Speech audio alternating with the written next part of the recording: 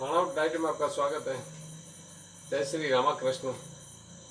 आज आपको बता रहा हूँ ब्रोंकियल अस्थमा अर्थात श्वास नली का फूल जाना, जिसकी वजह से दमा होना, ये अक्सर शिकायतें काफ़ी लोगों में पाई जाती हैं।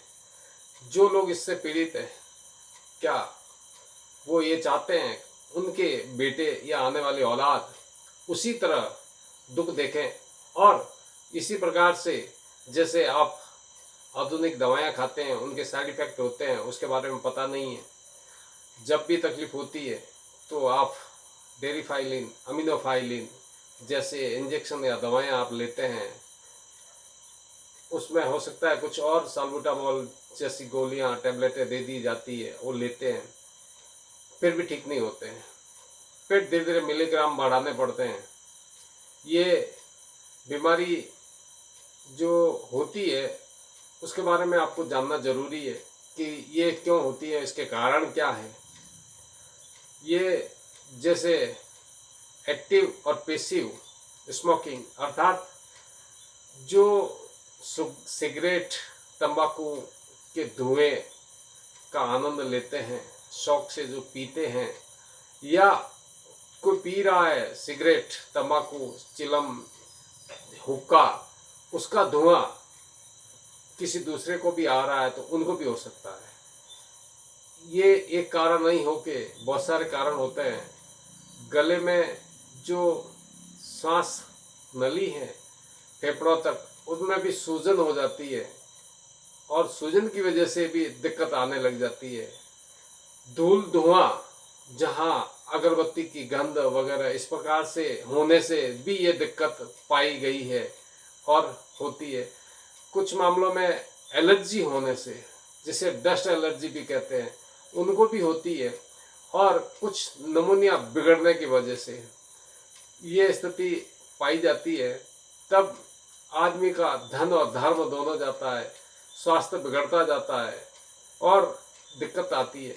और अक्सर ये भी देखा है, जब भी मौसम परिवर्तन होता है तब बच्चे हो या बूढ़े हो, उन सब में ये दिक्कत आती है और नाक में सांस फूलता नहीं है।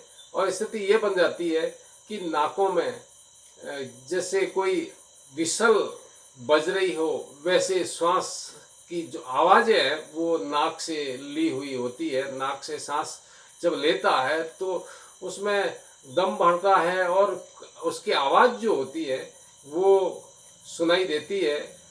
एक प्रकार से वो घंटियाँ बज रही हो वैसे तकलीफ देखता है। जो भुगतभोगी है उसे देखा नहीं जाता है, पैसों से बर्बाद होते हैं।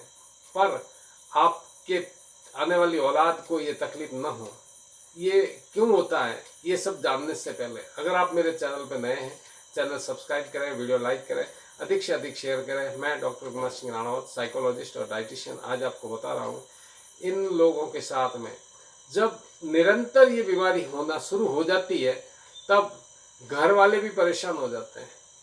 वो रोगी तो परेशान होता ही होता है, परिवार वाले भी परेशान हो जाते हैं।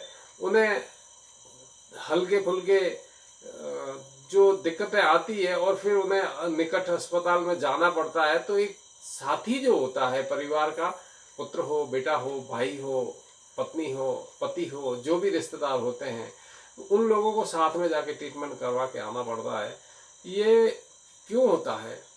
जो उसके कारण तो मैंने बता दिए, उसमें सबसे ज़्यादा जो मूल कारण सामने आया है वो प्रतिरोध क्षमता कमज़ोर होना। यानी आदमी कमज़ोर ज़्यादा होता है, उसकी पुअर डाइट होती है। कोई भी बीमारी घर करेगी तो पुअर डाइट से करेगी। और जब शारीरिक स्थिति इस प्रकार से खराब होगी, निश्चित है मानसिक स्थिति भी खराब होगी। जब शारीरिक और मानसिक संतुलन दोनों तरफ से बिगड़ेगा, हो सकता है चिढ़ पैदा भी हो सकती है, गुस्सा भी आ सकता है। और जब ये आपके दिमाग में रहेंगे तो जीवन जीने में संतुलन नहीं रहेगा, वहाँ पे भी दिक्कत होती है। तब बेटा पैसा खर्च करके थक जाता है या पिता पैसा खर्च करके थक जाता है। इसमें सबसे पहला मेरा कहना का अर्थ यही है, आप अच्छी डाइट दीजिए। बचपन में अगर अच्छी डाइट दी जाएगी तो आगे ये तकलीफें नहीं झेलनी पड़ेगी।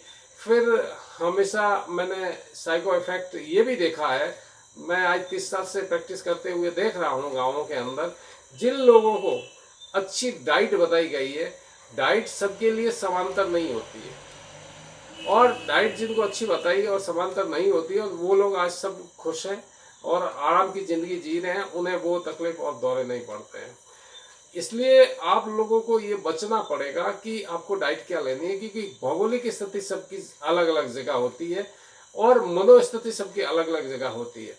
अगर आप टिप्पणी में कोई चाहेंगे तो मैं आप टिप्पणी का जवाब दे पाऊंगा, नंबर बताए होते हैं उसमें जवाब दे पाना मेरे लिए संभव नहीं है, पर आप अच्छी डाइट लीजिए, अच्छे प्रोटीन होना जरूरी है, और स्पेशली कॉन्स्टिपेशन ना हो, कब्ज ना हो, क्योंकि गले में, फेफड़े में या श्वसन नली में जो सूजन होती है वो सूजन सभी जगह प्रभावित करती है। हृदय में आपका जो रक्त संचार फेंकने की जो क्षमता है वहाँ पे भी बाधा आएगी, और जब ये दो पार्ट्स खराब होंगे निश्चित है आगे अगर आपकी डाइट में प्रॉपरली फाइबर नहीं है तो दिक्कत होगी। अगर एनीमिक है तो उसके लिए भी संतुलित आहार लेना जरूरी है, और अगर फाइबर आहार होगा तो आपको कॉन्स्टिपेशन नहीं होगी, आपको कब्ज नहीं होगी, जिससे आप अपना जीवन कष्ट है उसको कम कर सकते हैं और अच्छा जीवन जी सकते हैं। जो लोग दुख देख रहे हैं और उन्हें इससे तकलीफ है, अब तो आपने देखा होगा कि कुछ कंपनियां अपने प्रोडक्ट बेचने के लिए टीवी के ऊपर भी विज्ञापन आता है। ऐसे में एक प्रोडक्ट आपने सुना होगा बायोड्रिल आती है, तो काफ़ी लोग ये भी लेते हैं कि गले में, श्वास नली में आराम तुरंत मिल जाए, कफ अगर कहीं है या नहीं है, दोनों अवस्थाएं भी हो सकती है, पर आराम मिल जाता है। और निरंतर दवा खाना से बढ़िया है कि आप अपने बैलेंस डाइट पे ध्यान दें, ताकि आपका बचपन, जवानीपन या बुढ़ापा अच्छा बीते और आपको अच्छी प्रोग्रेस हो। देखते रहिए, मिलते हैं नए अपडेट वीडियो में। आपको जो भी डाइट प्लान की जरूरत होगी, अगर आप उसी टिप्पणी में लिखेंगे तो मैं जवाब दे पाऊंगा, और व्हाट्सएप पे या फोन के ऊपर बात करने में सहमत नहीं हो सकता हूं मैं। मिलते हैं नए अपडेट वीडियो में। जय हिंद।